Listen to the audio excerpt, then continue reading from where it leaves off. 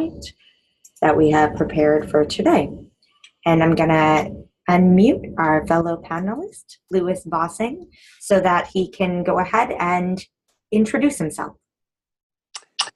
Hi, everyone. Thank you so much for letting me participate in the presentation tonight. I am a lawyer. My name is Lewis Bossing. I'm a lawyer for the Bazelon Center for Mental Health Law.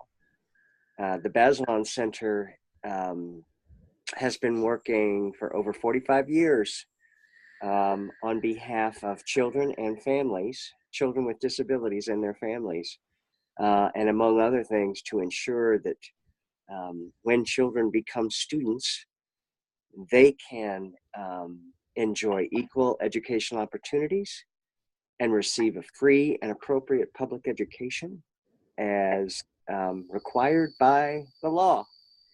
So we engage in legal and policy advocacy to make sure that children and families get the important services and supports that they need so that as students they can be successful. Jenzy? Great. So my name is Genevieve Bonadias Torres. I go by Jenzy, and I'm a counsel here at the Lawyers Committee for Civil Rights under Law. Natasha's already given an overview of our work with the Parental Readiness and Empowerment Program, but you'll see that my information is on this slide as well as our website. And we'll be providing the slides and all the materials discussed as part of this presentation in a follow-up email tomorrow. So with that, we can go ahead and give an overview of the agenda. We're going to be going over three key things today. First, we're going to discuss what is the Endrew decision, and then what does it say? And finally, we're going to go over how you can use Endrew as a tool for improving your child's opportunities to grow and excel in school. And just a quick note at the very beginning that this presentation provides general information rather than legal advice. And so those who are interested in individualized advice should speak with an attorney about their questions and concerns. We do want to hear from you too, and so there is a chat box as part of this webinar, and you should see it on the right side of your screen. And we're going to try to put it to use right now. So if you guys can test it out and let us know where you're watching from. And again, you can type the answer in the chat box and it should show up. For example, I might write in Washington, D.C., because that is where the Lawyers Committee is located. And it looks like we have some from California, some other participants also from D.C. We've got some good representation across the country in Iowa. And it seems like there's several people watching from all sorts of states. Thank you for that participation. And again, today's presentation will provide a general overview, and there may be state-specific or local laws that supplement what we'll go over today.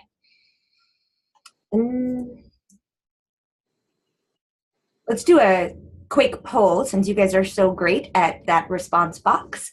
Can you let us know if you're a parent, B, an advocate, C, an employee of a school district or state education department, or D, other? And you can write in the letter or you can write in what you are. So I am an advocate, and it looks like we have some folks that are both parents and advocates. We have some from parent training and information centers, which will come up a little bit later in the presentation too, as a great resource. Excellent. We've got broad representation among both parents and advocates. So thank you for that.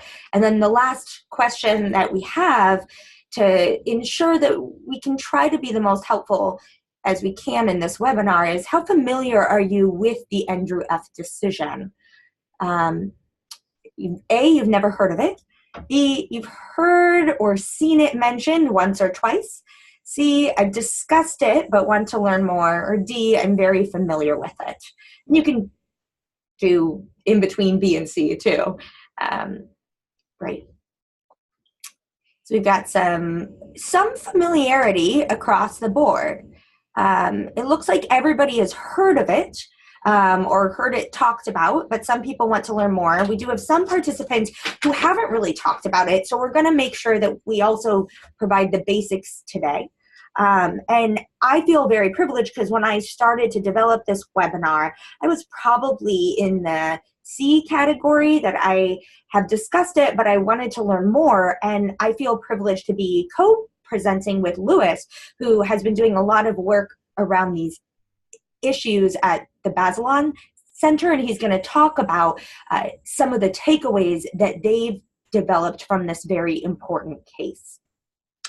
Before we jump in, I do want to make sure that we're all on the same page in terms of the language that we're using, since we may have a range of familiarity with special education. So to make it clear, we're going to be talking about rights provided under the Individuals with Disabilities in Education Act, which is a federal law that requires schools to serve the educational needs of eligible students with disabilities.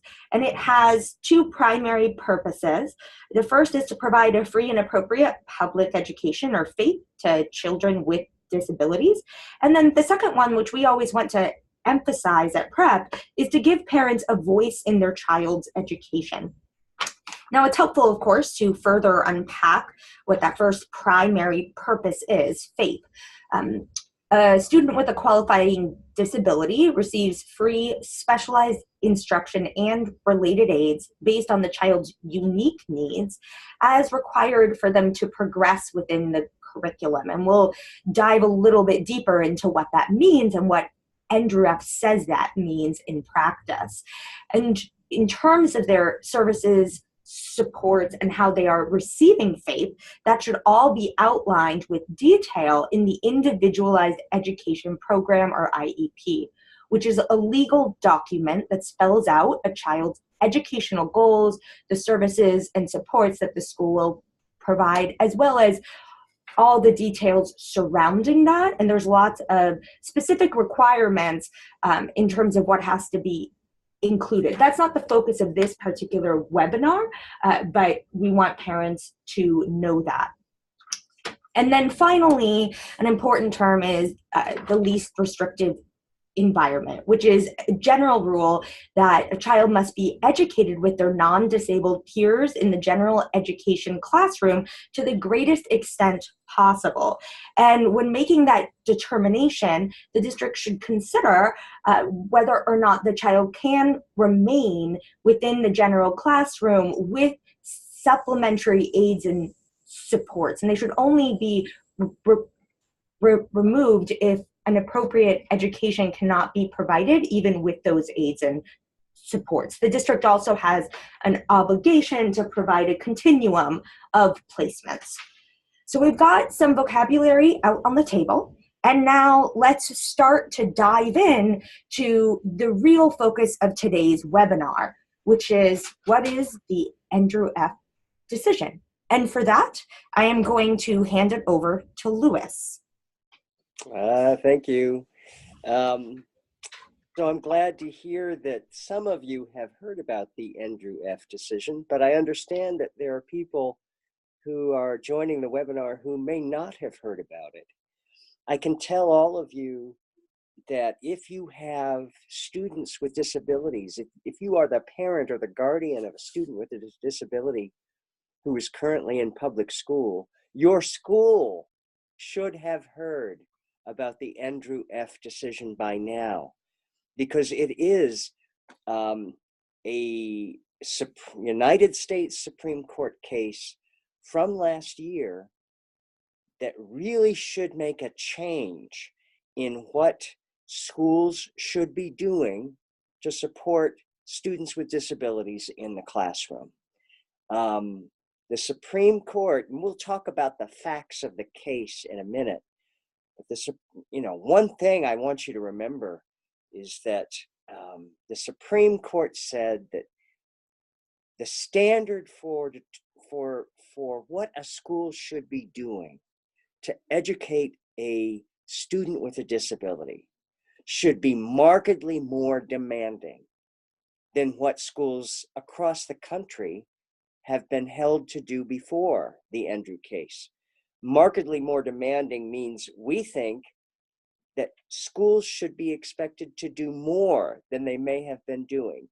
It varies. Some schools are really good at serving students with disabilities, but parents tell us that some schools, that they have problems with some schools. And what we're hoping for is that after Endrew, schools and parents can do more, will work together better to kind of ensure that everybody has high expectations for what students with disabilities can do. Basically, that we have the same expectations for students with disabilities that we have for all students, that they can learn and be transitioned to adults and have successful lives as adults.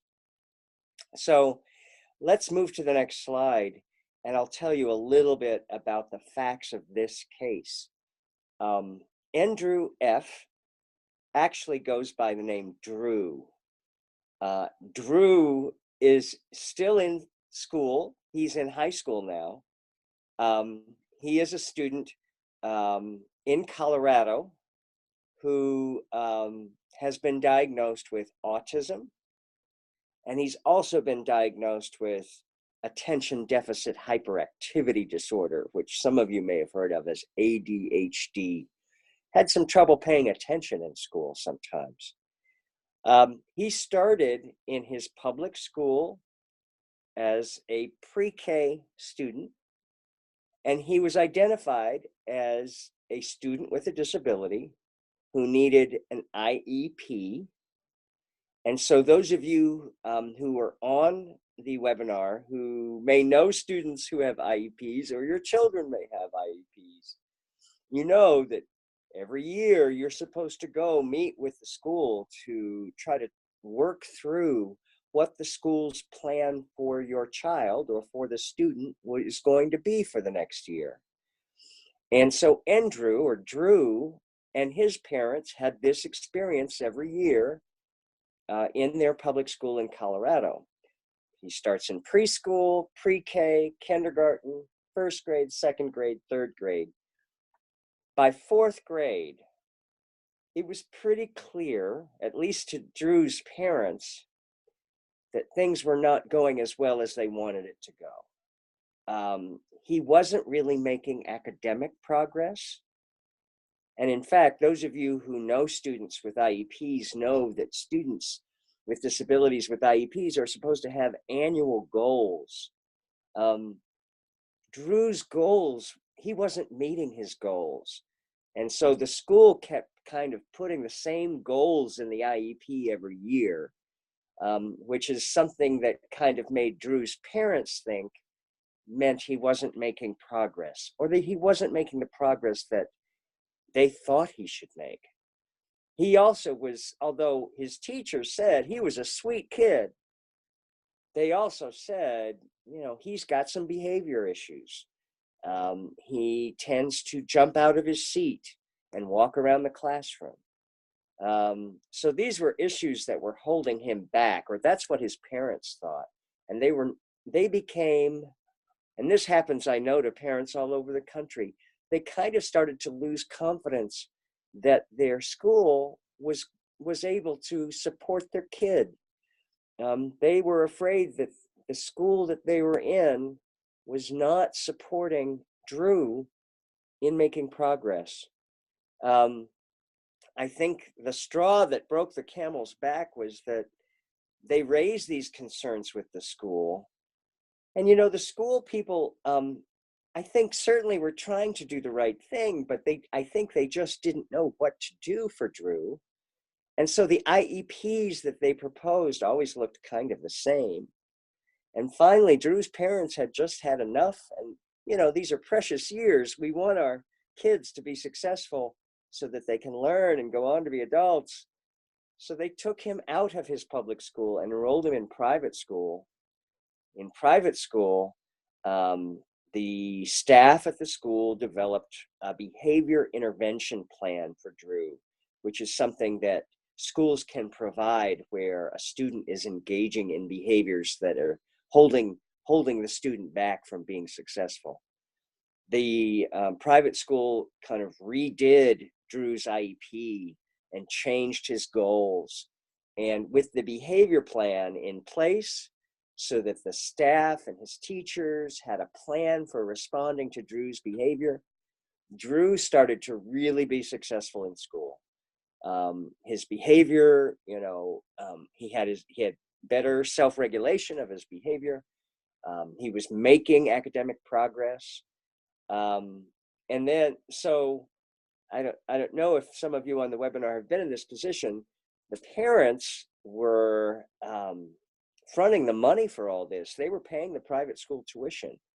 Under the IDEA, the Individuals with Disabilities Education Act, sometimes parents can ask schools to pay for tuition for private school if it turns out that the school wasn't offering the student a special education that was going to be helpful, and the parents had to take the student to private school in order to get an adequate special education.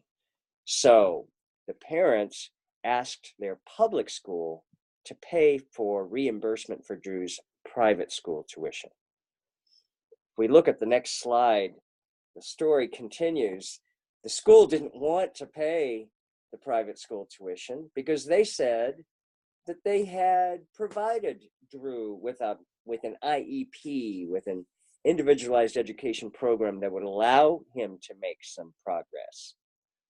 And so, as sometimes happens when parents disagree with schools, the parents filed a complaint. They filed what's called a due process complaint, which is an administrative complaint that you would file, and you would go before an administrative hearing officer. And then if you didn't like, as a parent, what the hearing officer said, you could file an appeal of the hearing officer's decision in federal court. Drew's parents filed a due process complaint. The hearing officer said that the public school had done enough for Drew. There were enough indicators that he had made some progress. And they said that the standard, under the law, the only thing that the school had to do was provide Drew with an education that provided him with a merely more than de minimis educational benefit. The hearing officer said that that's all that the school needed to do, was provide Drew a merely more than de minimis educational benefit. So the hearing officer found for the school and said the school had done enough. Drew's parents didn't think this was right, and they appealed the hearing officer's decision to a federal trial court with a judge in Colorado. The judge in Colorado said the same thing. There were enough indicators that Drew had made merely more than de minimis progress, or received a merely more than de minimis benefit. And that was all that the law required. And so the school had done enough. School wins. Drew and his parents lose. Drew's parents appealed again to an appeals court, and eventually they appeal again to the United States Supreme Court and said, Supreme Court, this can't be what the law requires. We don't think it's right under the law for students to only get a merely more than de minimis educational benefit. So they went to the Supreme Court. The Supreme Court had a hearing so that the attorneys for Drew and the attorneys for school district could argue about this. And then almost a little over a year ago, in March 2017, the Supreme Court issued its decision and said, we agree with Drew and his parents. It is wrong to say that schools only have to provide a merely more than de minimis educational benefit, which is kind of like saying just a little bit more than nothing, almost. It's like, if you get some progress, that's good enough. If you get a little progress, that's all we can hold schools accountable for. The Supreme Court said, no, the standard is higher than that. The standard is, and this is the Supreme Court's own words, the standard is markedly more demanding. It is a higher standard.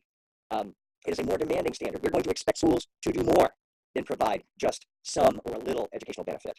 And then later in the decision, we're going to have some slides that have some legal words from the decision in them, and we'll try to explain what that means. But here's what the Supreme Court said. A child's individualized education program, or IEP, must be reasonably calculated to enable a child to make progress appropriate in light of the child's circumstances. Let me break that down just a little bit for you.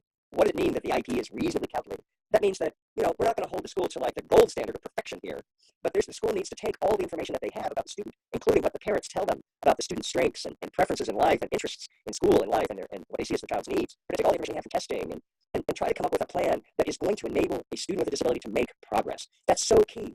I can tell you this is a real change.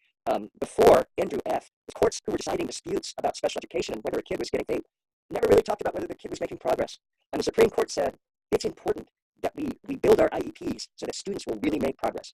And then what kind of progress? Progress that's appropriate in light of a child's circumstances. Meaning, every child is unique. Every child with a disability is unique. Every child has strengths and challenges and a potential for learning and a potential for making progress towards goals. And so we want our kids to make progress, and that progress is going to be appropriate in light of every student's unique circumstances.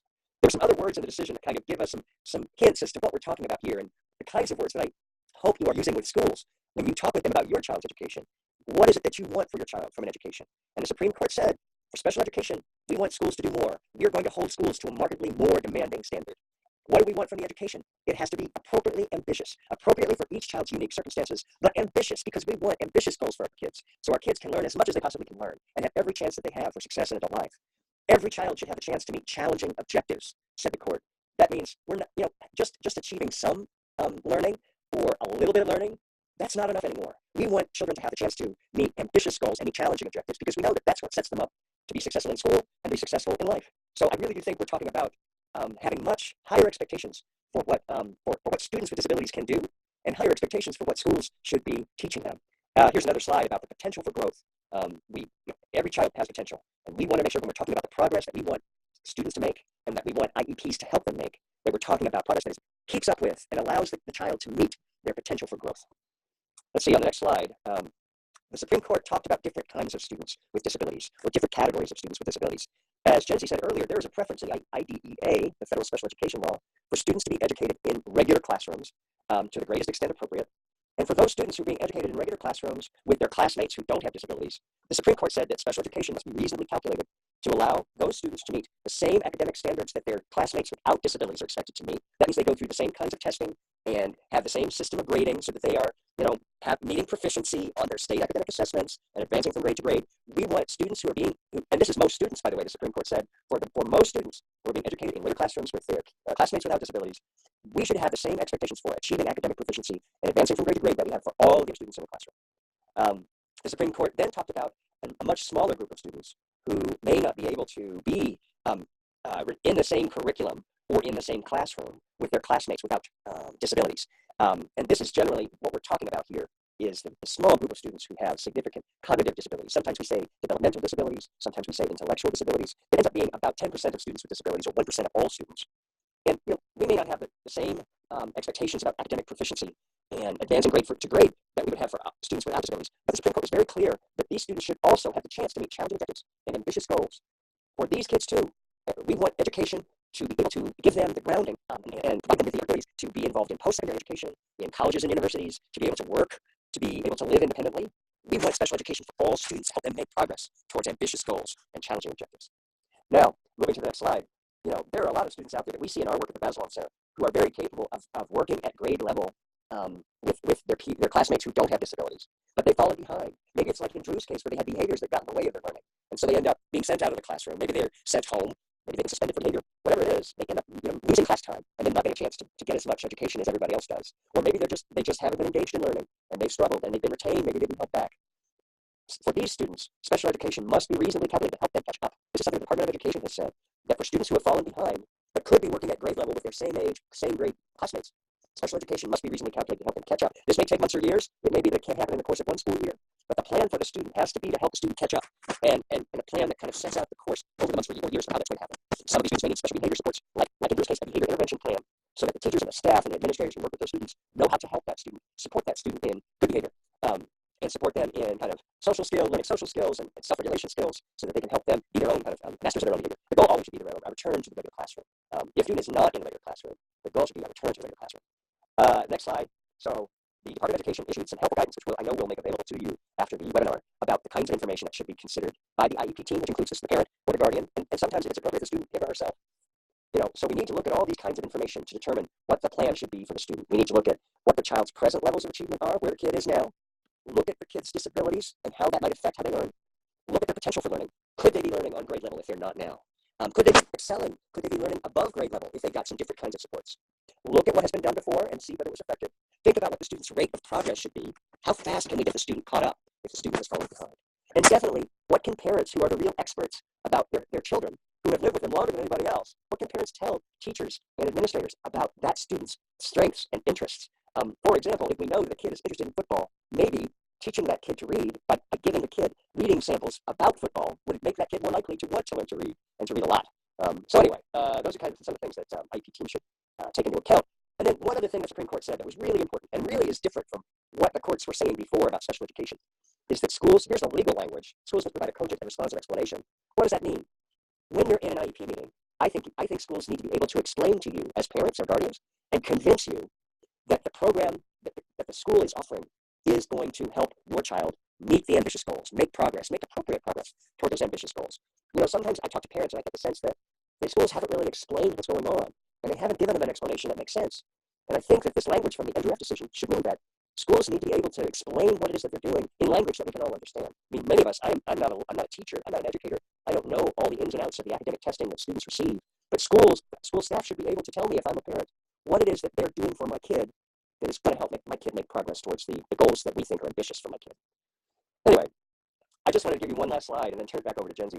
So the Supreme Court said all this, and then the Supreme Court said, we're not going to say whether Endrew wins or loses for sure. We'll let the lower court say that, but we're going to tell the lower court that special education should be the standard for special education should be markedly more demanding. So this goes back to the trial court in Colorado, and in February this year, the trial court said that the district loses and Endrew's parents win because his IP only revealed minimal progress towards his goals. He was only making minimal progress, only slight increases in his progress towards his objectives.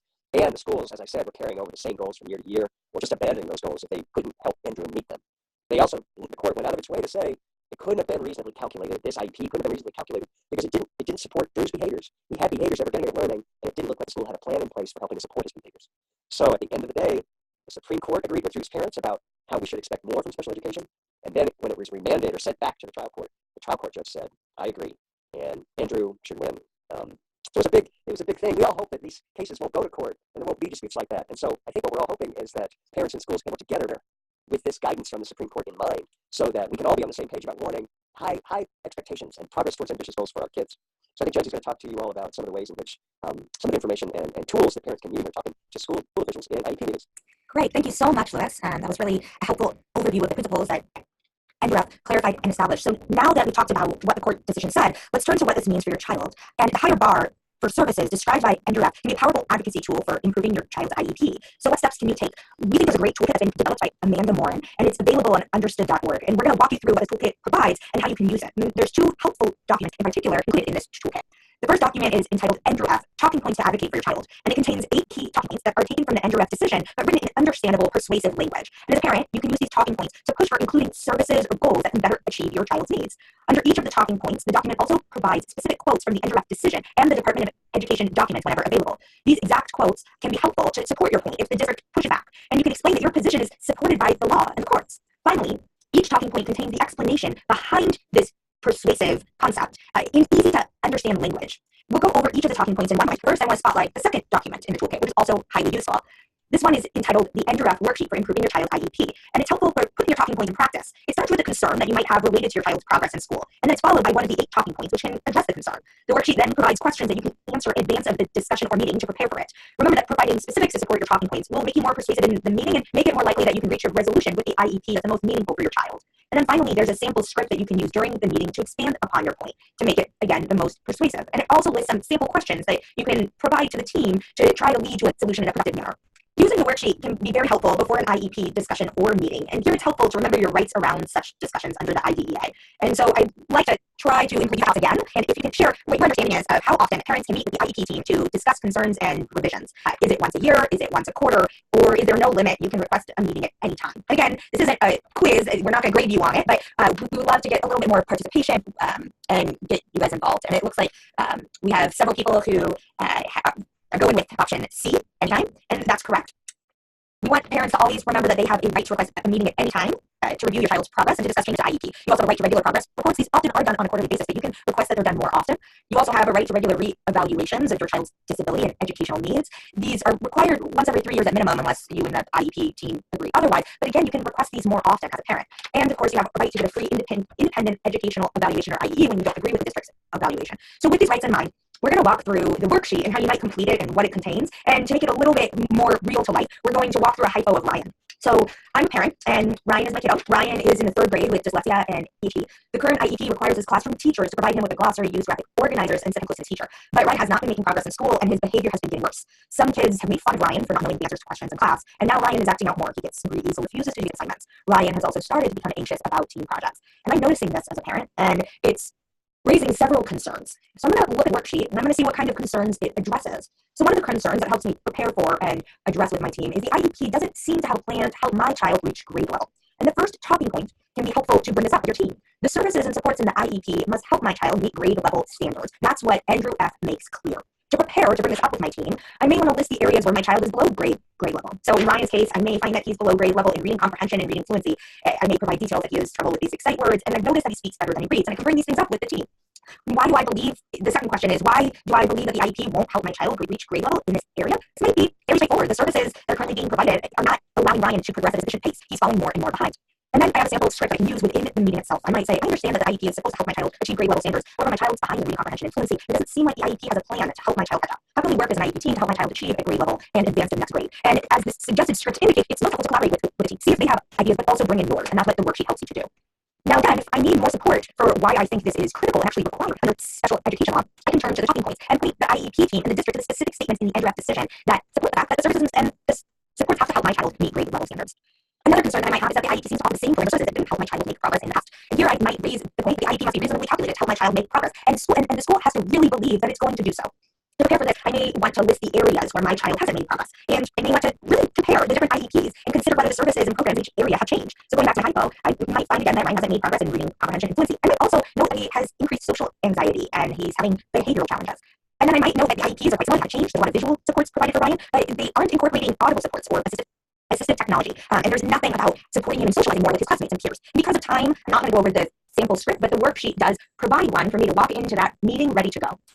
Another concern that I might have is that the IEP doesn't address my child's behavioral issues. And here, again, remember, Endrew reminds schools and districts that the IEP must include behavioral services and supports that my child needs in order to learn. And Lewis already went over some key vocabulary words that in such cases, if the child is entitled to a behavioral intervention plan or BIP, and if more information on my child's behavioral needs is required, I can ask for a functional behavioral assessment, which is a formal evaluation to identify problematic behaviors arising out of my child's disability. To prepare for the discussion, I may want to list the areas where my child's behavior is getting in the way of learning, and then I might want to brainstorm the types of services or supports that I think may help because I know my child that's at home and I know what's wrong with them. And again, using what I know about Ryan, I can fill out the worksheet and have a sample script to walk in ready to go during the meeting.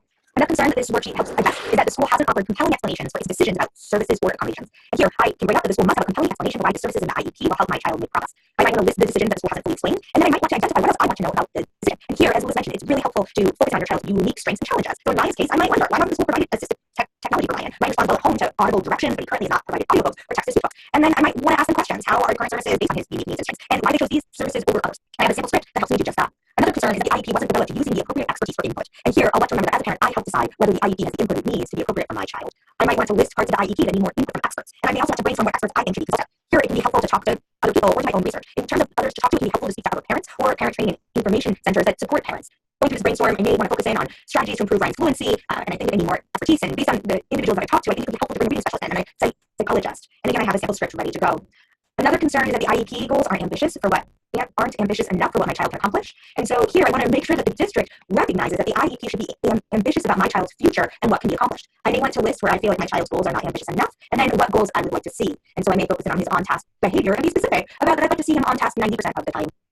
Another concern is that I may not think that my child's goals are challenging enough. And so here, I want to remind the IEP team that my child must have the chance to be challenging objectives. And to do this, I might want to list the areas where I feel like he's not being challenged and come up with ideas for how to make the goals more challenging. So I might believe this goal here is equal to last year's goal and it's far below where he should be at this grade. And so I'd like to see a goal that brings him to grade level or noticeably closer to grade level and really press the team on what the plan is to get him to grade level and catch him up. A final concern is that the IEP didn't collaborate with me when creating my child's IEP, and so I want to remind them that it's not enough for the school to simply go through the motions and check boxes on the IEP. If I want to make it clear that they're not focusing enough on my comments and my child's unique needs, I want to come in with examples of how I felt like they were doing this. Maybe it's because they're not providing him with assistive technology or audible supports, and so I'd like to brainstorm these things with them, and I have a sample script. In the end, we want to make sure that parents don't forget that the school must treat your child as an individual and treat your child's unique needs, that the school also has to collaborate in a meaningful way with you, the parent, and that you know your child best, and you are your child's best advocate. Usually it's best to try to resolve these issues through discussions and collaboration. That tends to be the most productive, the least costly. If you still disagree with the IEP team after discussions and meetings, there are more formal avenues for resolving your concerns and complaints. And there's 4 listed here. You have the right to request mediation before an impartial mediator, which can lead to a legally binding agreement between you and the district. You have a right to file a due process complaint, which Lewis has discussed earlier, which would lead to a due process hearing, which is a more formal mini hearing before an administrative law judge. You have a right to file a complaint with the state if the district has violated the requirements of the IDEA. And you also have a right to file a complaint with the Office for Civil Rights and possibly your state if the child is being discriminated against based on his disability or her. With that, we've gone over a lot of information, and we want participants to be aware that PrEP offers many resources that can provide further answers to your questions. For example, our website includes video tutorials on a variety of issues, including special education, and we also have state-specific special education advocacy guides for parents, which have answers to key questions. We also run an e-clinic in the states of California, New York, and Mississippi. The information is provided on this slide, which will be circulated after this webinar, where parents can talk to a volunteer lawyer through video chat or through phone and get answers to their questions related to their child's educational rights. We're at 6:59, so we're right before 7, but I know Liz and I are very happy to stay on and answer any questions. I see that there's one child in there's one question that's already been submitted, and others are welcome to enter some too. For those who have to leave 7, you're welcome to log off too, and thank you for joining our webinar. Moving to the question, it says, my child's school wants to keep the structure of the class exactly as it has been for all other students, so hence they will only offer supports that do not change the normal flow or pullouts to a separate special ed classroom. The reasoning is literally that this is how the classroom works and she must adapt the classroom rather than education being tailored to her unless I'm willing to have her pulled out. That is the only accommodation they're willing to offer. They do not seem to see how this is a problem. Okay, so I'm going to unmute Lewis. And Lewis, have you been able to read over that question? I have, thank you. And I think this is from Crystal, and we hear this sort of thing all the time. It's either... Oh, I'm sorry, Liz. Lewis? Yes. I muted you. Yeah, I made a mistake. So I muted you right after you said you hear this thing all the time, and it's either. Yeah, it's either the school says you can be in a regular classroom, but we're not going to change the regular classroom to support your kid, or we can pull your kid out and put them in a separate classroom. And the problem with doing that is that, even though there may be benefits for to some pullout, generally we understand that the quality of instruction and what some parents call the academic rigor of the instruction is not there in a separate classroom, a separate setting. You are not getting, your kid won't be getting the same education that all the kids in a regular classroom are getting. But your kid may need some special supports in the classroom. Your kid may need to have some different kinds of instruction that would permit your kid to get information in a different way. I think as Jenzy's example said, maybe your kid understands things better audibly than they do in print. Or maybe your child is very interested and motivated to learn on the computer and not so much on paper. And maybe there are services like speech language services or behavior specialists who can push in to work with the teacher on implementing a behavior intervention plan, or to work with your student in terms of helping your kid kind of learn some good social skills or some anger management skills so they can get along better in the classroom. There's almost nothing that can't be pushed into the classroom to support your kid. There's so many things that can be pushed into the classroom. There's almost nothing that your kid would have to go outside the classroom to get. And as Jenzy said, the law requires the school to try to serve your student in a regular classroom before it decides that they have to serve the student in a separate classroom. So that the law says, the school has to try, figure out what kinds of supports your student would need to be successful in the classroom, and then try providing those supports. And it's only after you've kind of exhausted all options of supports that can be provided in a regular classroom that you should start thinking about separate pull-out classroom.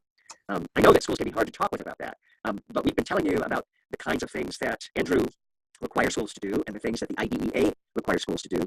And, if the school is not listening to you, then sometimes it's helpful, as Jenzy said, to talk with other parents, to talk with the Parent Training and Information Center. Maybe they give you some additional kind of help with advocacy support.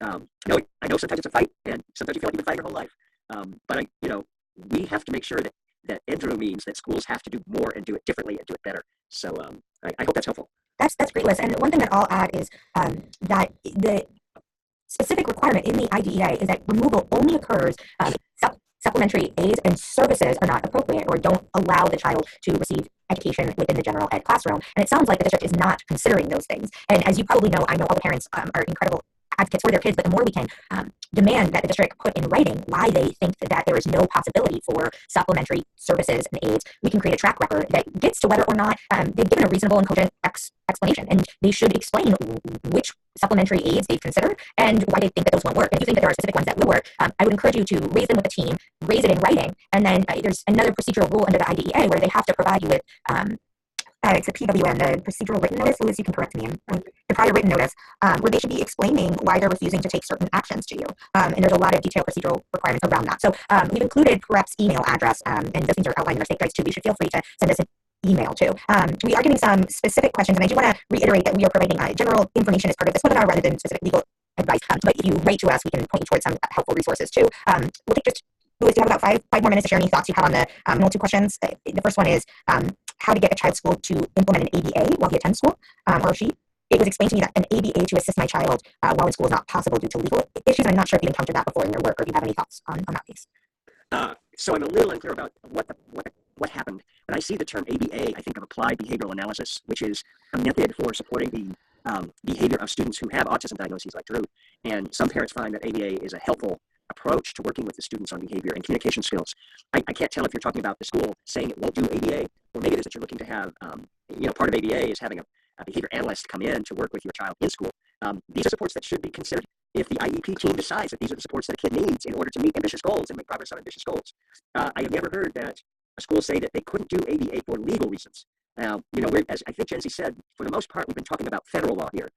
And I'm not aware of a federal law that says that if an IEP team decides that ABA is needed to support a student in making progress in ambitious goals, that it can't, for legal reasons, provide the ABA. There may be state laws that say something different. And so this might be a place where you would want to consult with advocates in your state. And I'll just take I know that PrEP provides advocacy in some states. There are also protection and advocacy agencies in many states that provide advocacy for special education to parents. There are parent and training information centers in every state. They may be able to tell you if there's something in your state law that is a barrier for a school implementing ABA, but I wouldn't think that there's anything in federal law, if that makes sense. So thank you, Liz. We're getting a couple more questions, and because we are running out of time, one of the questions involved the policies around when the services and supports involve marijuana. The other one involves school districts disallowing external evaluations because of HIPAA, and so outsiders can't come into the classroom. I'm going to encourage those individuals, if they would like to be pointed towards resources, to email us at the PrEP address. It's prep@lawyerscommittee.org, and we'll work to point you to some on-point resources. The issue around therapy involving marijuana, I do recently recall seeing some guidance around that, or some court case around that. So just before we close, I'll just end with Louis. You've encountered anything that's been newly developing around that area of law, and you may or may not have. Yeah, I have not heard about a specific barrier to using medication for which someone has a prescription. And actually, so we would encourage IEP teams to consider whether or not a student is taking medication, to consult that student's medical provider about the medication, about the reasons for taking the medication, about side effects for medication, and to understand how the school can support a student and family if the student has been prescribed medication. I would treat medical marijuana. The question talks about therapy based on marijuana. If this is a case of medical marijuana as a treatment for a condition, again, depending on your state law, I would treat that the same way I would treat any medical medicine that your child may be taking for a condition, or to ameliorate, to help the symptoms of your child's disability. So again, not every state has endorsed medical marijuana, and the federal government has not endorsed medical marijuana. So this may be something that is affecting some states differently than others. I think it's a good question. Yeah.